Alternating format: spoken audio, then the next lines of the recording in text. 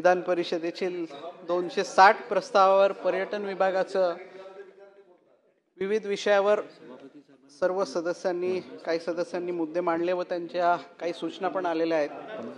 त्यापैकी ज्ञानेश्वरजी म्हात्रे, संजयजी केणेकर, प्रवीणजी दरेकर साहेब, मनीषाताई कायंदे, चंद्रकांतजी रघुवंशी, सन्मान्य सदाभाऊ खोत साहेब यापैकी सन्मान्य ज्ञानेश्वरजी म्हात्रे साहेब यांनी लोणार सरोवर जतन आंगणेवाडी जिल्हा सिंधुदुर्ग येथील सोयीसुविधा व तिथल्या काही मागण्या त्यांनी केलेल्या आहेत।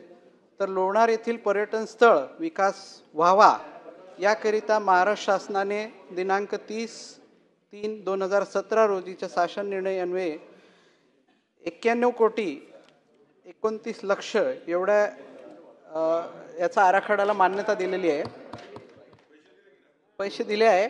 पण तिथे युनेस्कोचं आणि वर्ल्ड हेरिटेज साईटचं थोडा विषय असल्यामुळे आपल्याला वेगवेगळ्या परवानग्या घ्यावं लागतात आणि त्या अनुषंगाने तिथे काम चालू आहे। सन्मान्य म्हात्रे साहेबांचा दुसरा प्रश्न होतं की भारत सरकारचा स्पेशल असिस्टंट म्हणजे जो त्याचा मनीषाताईंचा पण तोच प्रश्न होतं की आपण आर्टिफिशियल रीफ कसं डेव्हलप करता येईल।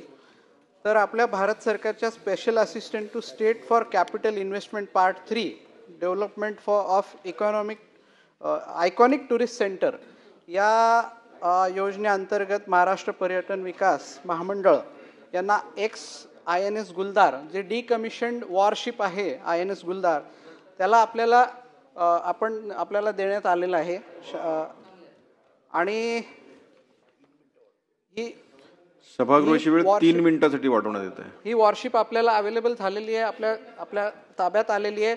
याला नाही सिंधुदुर्गला नाही, ते 2 प्रश्न होते। तर ह्या आपण कोकणामध्ये त्याला सबमर्ज करणार आहोत तिथे, पण त्याच्या आधी नेव्हीनी त्याला पूर्णतः क्लीन करून साफसफाई करून पर्यावरणासाठी जे चांगलं राहील तसं करून आपल्याला हस्तांतरित केलेलं आहे।